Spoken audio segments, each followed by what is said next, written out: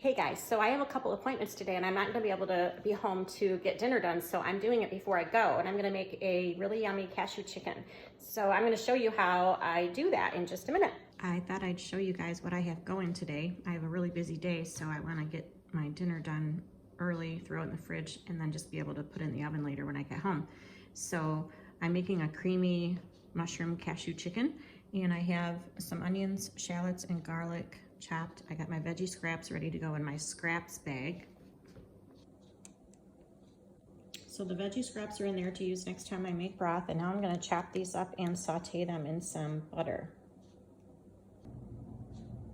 Okay, these are chopped and ready to go. These onions are organic, but I don't think the garlic and the shallots were. Just, oh, it depends on what I can find in my store since it's winter time here in Michigan. So I'm going to saute these for a little bit until they get soft.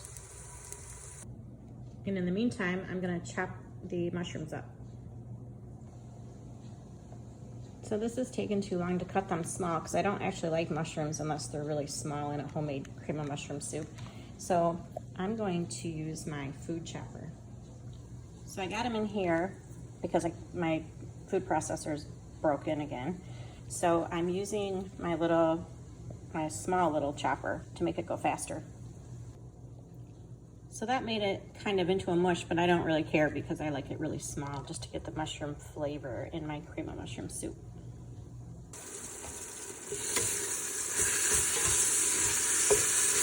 So that went much faster in my little chopper. Now I'm sauteing the mushrooms around with the onions and shallots and garlic. So while the other stuff is sauteing, I am just browning and seasoning these chicken breasts in my big, awesome pan that I love. And let's see, you can find that pan, by the way, by going to kellythekitchentop.com/buy-favorite-pan. Anyway, so I'm going to brown these on each side and then put them in my baking pan. I didn't brown these up on the first side as much as I normally would like to, but I am running out of time and I have to leave. So I went ahead and flipped them over and seasoned this side. I put on salt and pepper, sea salt and pepper, and paprika and Italian seasoning. And the paprika and Italian seasoning is organic because you don't want to get irradiated spices. The pepper is also organic. Now I'm adding some einkorn flour to this, and I'm basically making a roux.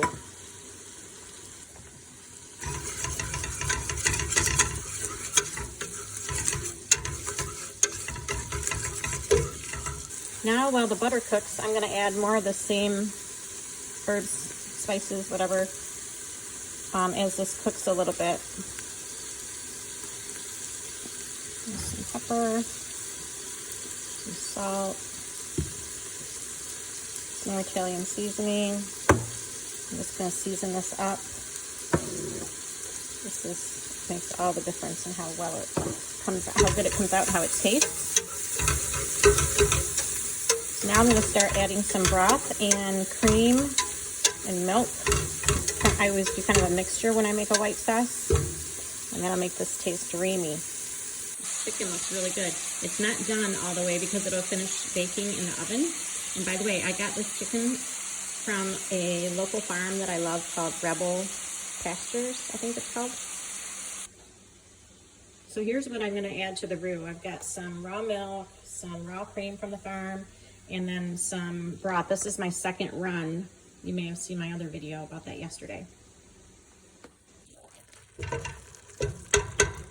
So you slowly add in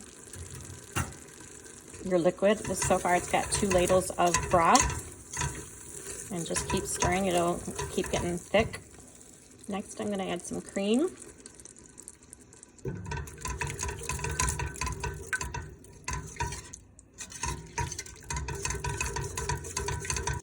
I'm going to spray this pan with this avocado oil spray from Costco. The only thing in it is avocado oil.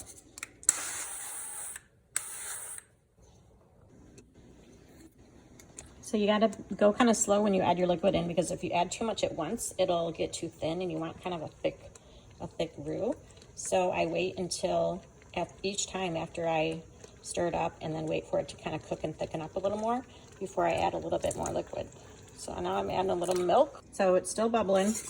I did a taste test and it needed more herbs for sure, and spices, and a lot more salt.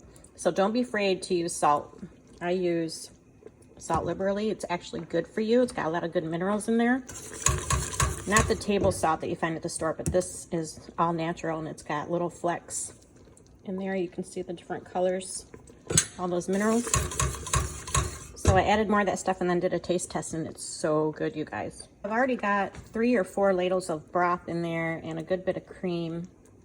And so now I'm just gonna keep adding more milk until I have enough, because I'm using a big pan and I wanna have enough sauce. I got the chicken in my pan and realized that I don't have my big 11 by 14 baking pan. I only have a 9 by 13. I don't know where my 11 by 14 pans went. So, and then I'm gonna pour some of this extra yumminess from the pan in here. And then I remembered I have some veggies I'm gonna use up, so I'm gonna throw these in too. I'm gonna put them in the roux, the white sauce, for a minute to soften them, and then pour it over. I got these all chopped up, and I'm gonna throw them in there now to soften for a little bit while I jump in the shower, because I'm running late.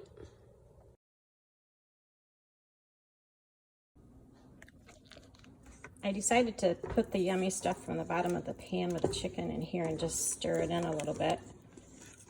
It's got all those seasonings and more butter. So I turn this off, and while I jump in the shower, I'm just gonna let that sit, and then I'll pour it over the top and throw it in the fridge so it'll be ready to put in the oven later. And I think it's gonna be yummy.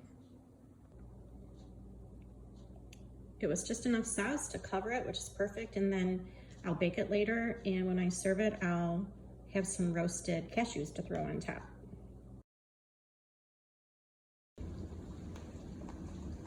And here's how it looks all done. There's Parmesan cheese on top and some cashews. Here's mine with no pasta.